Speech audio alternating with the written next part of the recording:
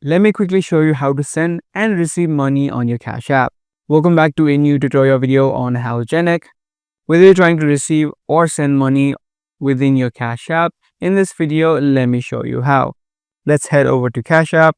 Once you're inside of the Cash App, the first thing you want to do is type in the amount that you're trying to receive or send. Once you type in the amount, in order to send, you just need to tap on the pay option that is on the bottom right.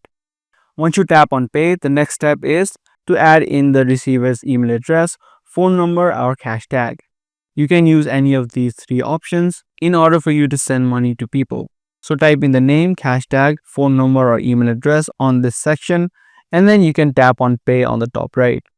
Once you tap on pay, the next step is to confirm your cash PIN. So type in the 4-digit cash PIN that you have for your Cash App, and once you confirm it, the payment will be successfully sent.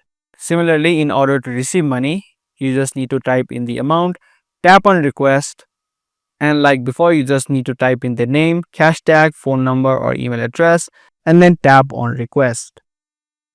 That's all it takes in sending and receiving money within your Cash App. I do hope this guide video was helpful. If it was, be sure to subscribe, share, and also give this video a thumbs up.